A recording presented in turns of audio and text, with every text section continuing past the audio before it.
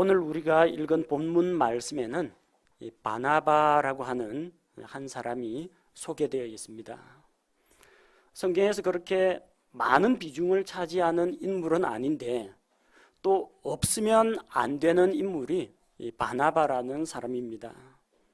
바나바 자신이 어떤 큰 사역을 많이 했다기보다는 그는 조수 역할을 하면서 다른 사람들의 필요를 채워주고 세워주는 역할을 담당을 했습니다. 말하자면 주연 배우가 아니라 조연 배우입니다.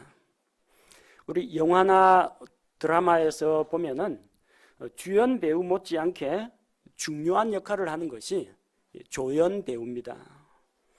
조연이라고 해서 그 사람이 열등하다는 이야기는 아닙니다. 조언이 없으면, 조연을 맡은 사람이 없으면 그게 진행이 안 됩니다. 아예 스토리 전개가 성립하지 않습니다. 그리고 조연 배우가 있어야 주연이 보다 더 돋보이게 됩니다. 조연은 자기가 영광을 받지 않습니다. 주연을 세워줍니다. 그리고 함께 일합니다. 그래서 이야기, 드라마 전체가 살아나게 하는 것이 조연의 역할입니다. 성경 인물 가운데에서 우리가 주연이라고 꼽을 만한 훌륭한 인물들이 많이 있습니다. 예컨대 아브라함이나 모세나 혹은 다윗이나 바울이나 이런 굵직굵직하고 주목을 받는 또 큰 일을 많이 한 인물들이 있습니다. 그런데 이 사람들이 독불장군처럼 혼자서 이 모든 일들을 다 감당한 것이 아닙니다. 그 주연 옆에는 언제나 보조해주는 조연들이 힘을 실어주었습니다. 모세를 대신해서 이스라엘 백성에게 하나님의 말씀을 전달한 그의 형 아론이 있습니다. 이 모세는 혀가 둔해서 말을 잘 못합니다. 말을 조리 있게 잘 하지를 못합니다. 그러면 하나님으로부터 말씀을 받아서 자기 형 아론에게 줍니다. 그러면 아론이 말을 유창하게 잘합니다. 이스라엘 백성의 지도자들에게 하나님의 말씀을 전달합니다. 훌륭한 전달자 역할을 했습니다. 다윗을 우리가 위대한 인물로 꼽고 있습니다. 하지만 다윗 역시 사울의 핍박을 받아가지고 마음이 위축되고 실망에 빠지고 낙심할 때가 있었습니다. 그 다윗을 다시금 일으켜 세우고 용기를 북돋아주고 그로 하여금 간절히 하나님을 의지하도록 세워준 사람이 있습니다. 성경에는 다윗에 대해서 기록된 분량에 비하면 아주 작은 분량만 그의 친구 요나단에 대해서 소개하고 있습니다. 요나단은 다윗이 어려움을 겪을 때 그를 위로하고 격려하고 권면하고 힘있게 하나님을 의지하도록 도와준 친구입니다. 만약 이 요나단의 도움이 없었더라면 다윗은 결코 혼자서는 설 수가 없었을 겁니다. 이스라엘의 위대한 대언자 가운데 예레미야 대언자가 있습니다. 눈물로 이스라엘 백성에게 회개를 촉구하고 또 하나님의 징계를 겸손히 받아들이라고 호소를 한 이 예레미야 대언자. 하지만 이 예레미야 대언자는 자주 붙잡혀서 감옥에 갇혔습니다. 감옥에 갇히면 사람들에게 말씀을 전달하지를 못합니다. 누가 그를 도와주었습니까? 바룩이라는 사람이 있습니다. 그래서 그 감옥에 갇힌 예레미야를 찾아가서 하나님께서 예레미야에게 주신 말씀을 그가 두루마리에 적어가지고 성문에서 유다 백성에게 바룩이 읽어주었습니다. 별로 큰 일을 한 건 아닙니다. 예레미야 대언자가 하나님께로부터 받은 말씀을 구슬로 불러주면은 그거 받아 적어가지고 가서 다른 사람들에게 읽어주는 역할입니다. 별거 아닌 것 같죠? 근데 상당히 중요한 기여를 했습니다. 옥에 갇힌 대언자를 통해서 그 대언자의 전달하는 말씀이 끊어지지 않도록 전달하는 역할을 했고, 바룩이 그렇게 받아 적은 그 내용이 오늘날 우리 구약성경 예레미야서에 그대로 기록되어 있습니다. 그는 크게 유명한 사람은 아니지만 예레미야서의 일부분을 그가 기록하는 기록자 역할을 맡았습니다. 성경 기록자입니다. 예수님의 앞길을 예비하고 그분을 이스라엘에게 소개하고 이스라엘 백성으로 하여금 회개하고 이 세상에 오신 구세주 참 빛이신 예수 그리스도께로 인도하는 역할을 한 사람은 침례자 요한입니다. 그는 왕의 앞길을 예비하는 그런 일을 맡았습니다. 침례자 요한은 자기가 왕이 아닙니다. 자기가 신랑이 아닙니다. 자기가 영광을 받지 않았습니다. 열심히 일하고도 그는 하나님의 왕국이 임하는 것을 보지를 못했고 헤롯 왕에게 목베임을 당하고 죽었습니다. 하지만 그 누가 침례자 요한이 한 것이 없이 허무하게 죽었다고 말하는 사람은 아마 아무도 없을 겁니다. 이처럼 우리는 주연 못지않게 조연 역할을 잘 해준 훌륭한 성경 인물들을 많이 발견할 수가 있습니다. 신약교회 성도들 가운데에서 우리는 사도 바울을 위대한 복음 전도자요 또 설교자요 신약 성경의 거의 서신서의 절반 이상을 기록한 훌륭한 인물로 꼽고 있습니다. 이 바울의 사역을 도와주고 그와 함께 동역한 사람 바나바에 대해서는 사람들이 별로 주목을 하지 않는 것 같습니다. 보통 이 세상은 1등만 기억하고 2등은 기억하지 않는 더러운 세상이라고 합니다. 하지만 2등이 있기 때문에 1등이 있을 수가 있는 겁니다. 하나님 앞에서는 1등이니 2등이니 그게 다 의미가 없습니다. 말씀을 전하는 자는 전하는 자대로 또 다른 사람을 돌아보는 자는 돌아보는 자대로 몸으로 섬기는 자는 몸으로 섬기는 것으로 하나님께 영광을 돌리고 어떠한 각기 맡은 역할은 다릅니다만 그리스도의 몸을 세우는데 기여를 한다는 겁니다. 바나바가 단독으로 놀랍고 위대한 일을 이룬 것은 사실상 거의 없다고 보면 됩니다. 다 보조 역할을 했습니다. 그러나 그 보조 역할이 있었기 때문에 사도 바울이 맡은 말씀 사역도 보다 더 빛을 발하게 되었고 하나님의 말씀이 더 널리 전파되도록 기여한 것입니다. 그래서 오늘은 위로의 사람 바나바를 통해서 그가 어떤 방식으로 다른 사람을 섬겼는지 자기를 드러내지 않고 보조자 역할로 조수 역할로 어떻게 기여했는지를 살펴보고 우리가 배울 점을 찾고자 합니다. 오늘 읽은 본문에는 그의 출신 배경이 기록되어 있습니다. 그는 키프로스 지방에 살고 있던 사람입니다. 태생은 레위 지파 소속입니다. 혈통상으로는 이스라엘 사람이 맞습니다. 그러나 구브로라고 하는 키프로스 섬에 가서 살고 있던 흩어져 살던 유대인들 가운데 한 명이었습니다. 그의 본명은 요새입니다. 근데 요새라고 하면 사람들이 잘 몰라요. 바나바라고 하면은 잘 압니다. 본명보다도 별명이 더 유명한 사람입니다. 바나바는 그의 별명입니다. 본명은 요새. 근데 어쩌다가 이런 별명이 붙었느냐? 본문 36절에 보니까 사도들이 키프로스 지방 출신의 요새라 하는 레위 사람에게 바나바라는 이름을 주었는데 그것을 번역하면 위로의 아들이라는 뜻이라. 누가 이름을 지어줬느냐 하면 부모님이 지어준 게 아닙니다. 사도들이 지어줬습니다. 그러니까 아주 어린 시절에 받았던 이름이 아니라 성장하고 그가 말하고 행동하는 모습을 지켜본 주변 사람들이 그에게 바나바라는 별명을 지어주었다는 겁니다. 나는 바나바입니다 하고 자기가 소개하고 다닌 게 아니고요. 다른 사람이 그렇게 불러줬다는 이야기입니다. 여러분 가운데 나는 우리 교회 일꾼입니다 하고 떠들고 다니는 사람이 있습니까? 아무도 인정 안 해줍니다. 다른 사람이 그 사람을 가리켜서 형제님은, 자매님은 우리 교회 일꾼입니다. 우리 교회 기둥과 같은 존재입니다.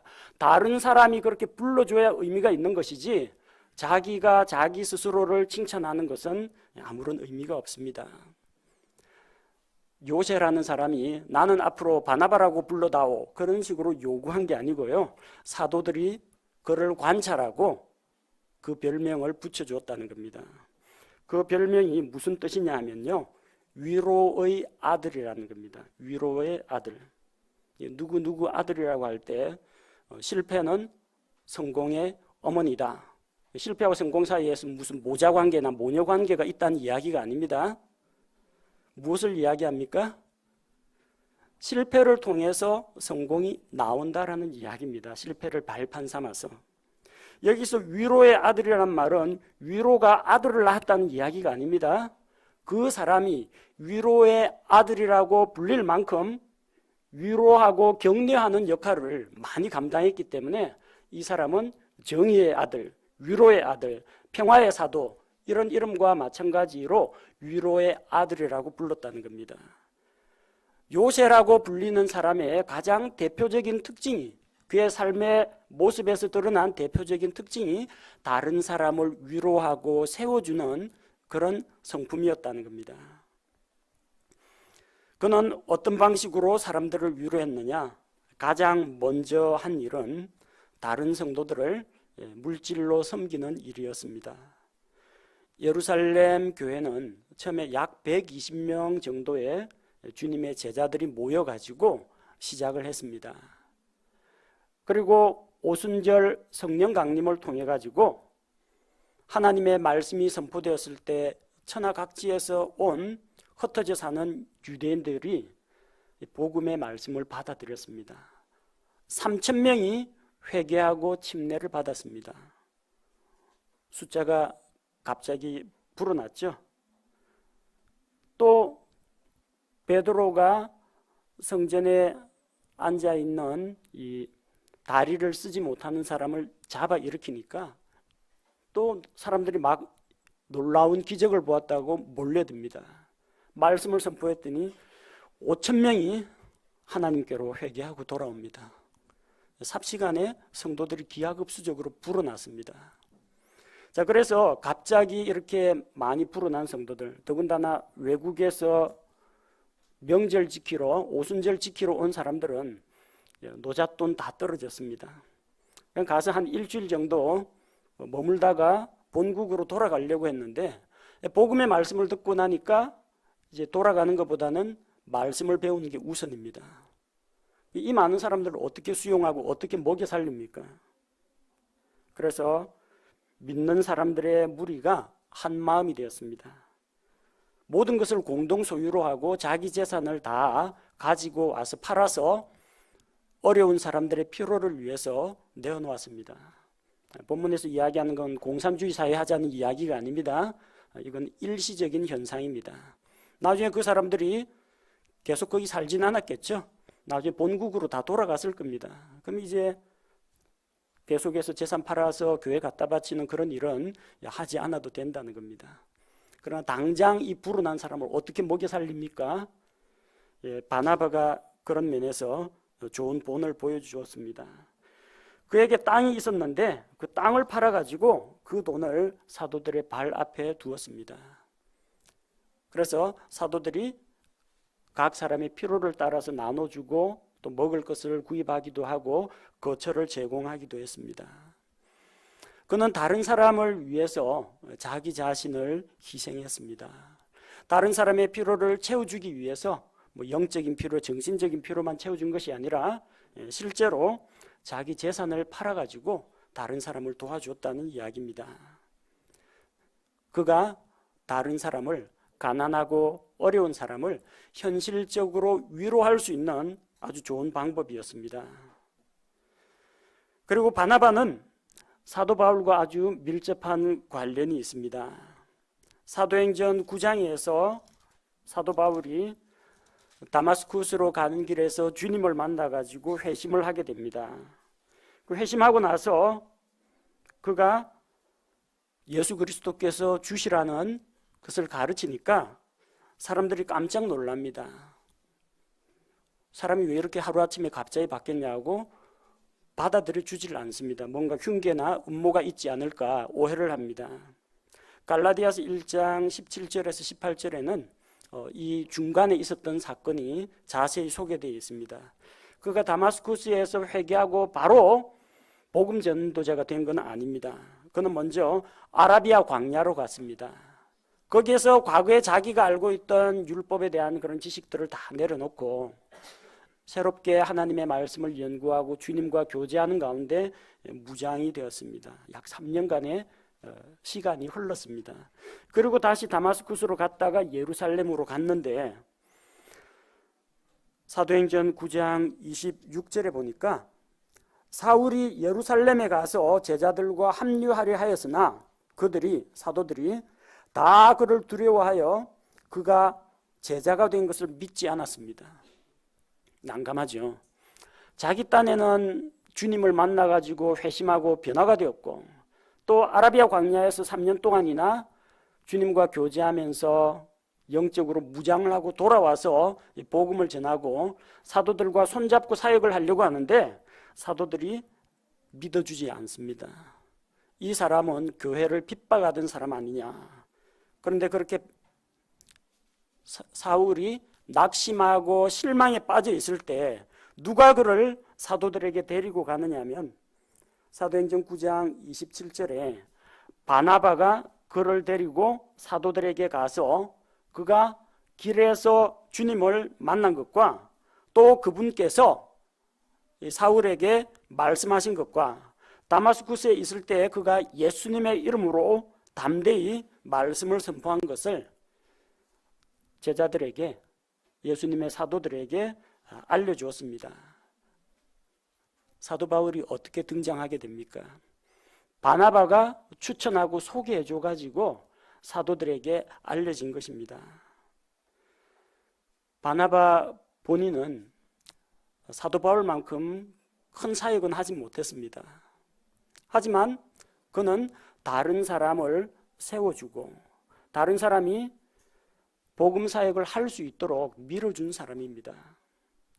예수님 제자 가운데 베드로와 안드레가 있습니다. 형제지간입니다. 누가 먼저 예수님을 만났느냐? 안드레가 먼저 만났습니다. 그는 자기가 먼저 메시아를 만난 다음에 자기 형제 베드로를 데리고 왔습니다. 성경에 안드레가 한 일에 대해서는 그렇게 많이 기록되어 있지 않습니다.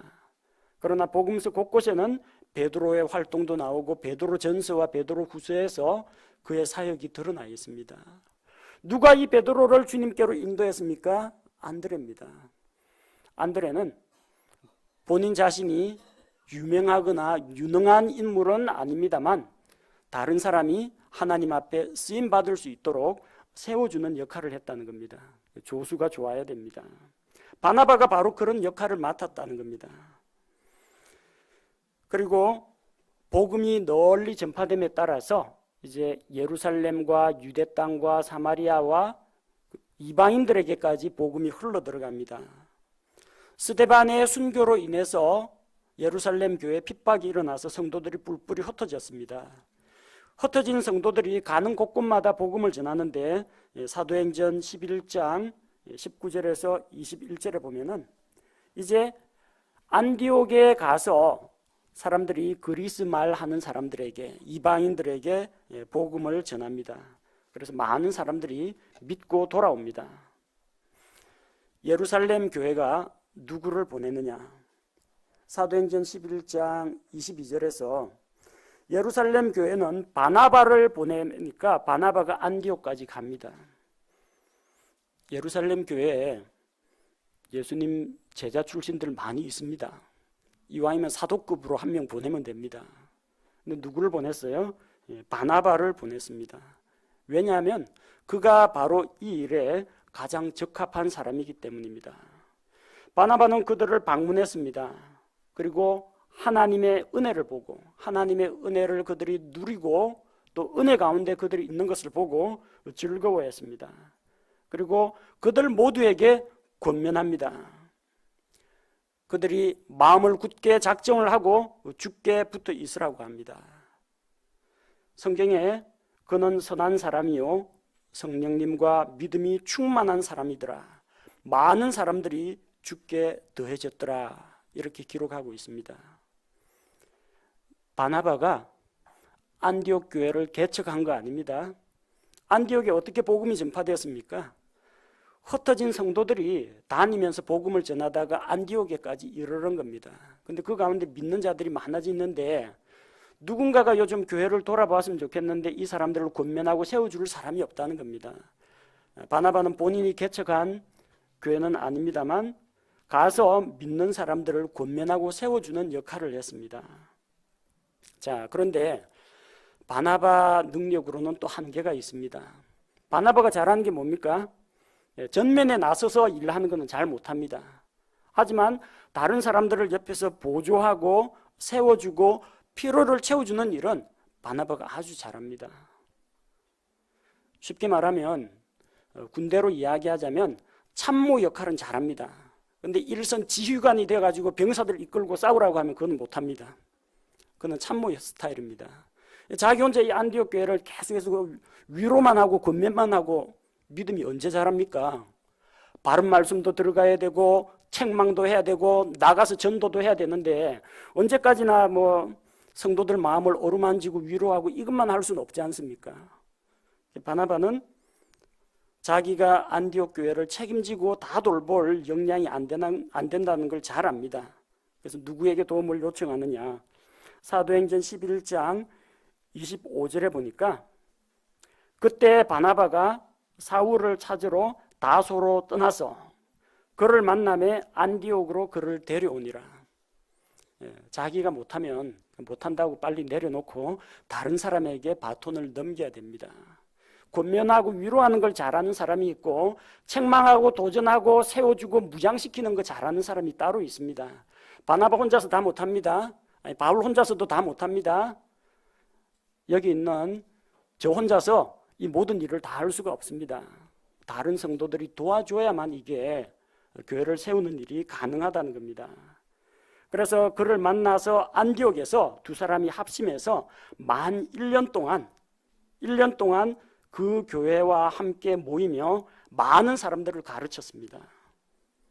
유능한 설교자, 구약 성경을 꿰뚫고 있는 바울을 데리고 오니까 이 안디옥 교회가 성장하기 시작합니다.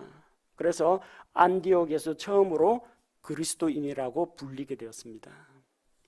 삶의 변화가 일어났다는 겁니다. 우리식으로 이야기하면 저 예수쟁이들하고 사람들에게 낙인이 찍혔다는 겁니다. 저 사람들은 왜 저렇게 살아가는가? 무엇이 저렇게 기쁘고 즐거운가? 저 사람들은 장래에 대해서 어떤 소망을 가지고 있는가? 예수 그리스도, 오직 예수 그리스도. 예수 그리스도의 복음을 믿고 예수 그리스도를 닮은 사람이 되었다. 그래서 그리스도를 닮은 사람, 크리스찬, 그리스도인이라고 불리게 됐다는 겁니다. 예루살렘 교회에서 이 일이 일어난 게 아닙니다. 저 이방 지역에 있는 안디옥에서 이 일이 일어났다는 겁니다. 하나님께서 은혜 가운데 역사하셨습니다. 그리고 하나님께서 두 사람을 사용하셨습니다.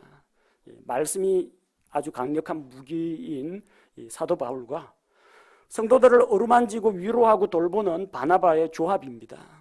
팀워크입니다. 사실 한 교회 안에서 두 사람이 공동으로 사역하는 것은 그리 쉽지가 않습니다. 쉽지가 않아요. 그래서 대부분의 담임 목사는 부교역자 데려올 때 자기보다 똑똑한 사람은 안 데리고 옵니다. 제가 이전에 대학 시절에 다니던 교회에 있었는데 부목사님이 진짜 말도 유창하게 하고 재치 있게 하고 설교고 성경 공부 진짜 재밌게 잘 가르쳐요. 얼마 후에 독립해서 나갔습니다. 왜냐하면 사람들이 전부 다 부목사님 쪽에다가 관심을 두니까 당회장 목사님이 조금 자존심이 이제 상한 거예요. 바울과 바나바 사이에는 그런 문제나 충돌은 없었습니다. 두 사람이 협동사역한다는 게 그리 쉽지는 않습니다. 왜냐하면 두 사람 있다 보면 서로 자기들은 안 그런다 할지라도 성도들이 비교합니다. 이거는 누가 낫네, 이거는 이 목사님이 낫네, 그런 이야기가 나오기 마련입니다.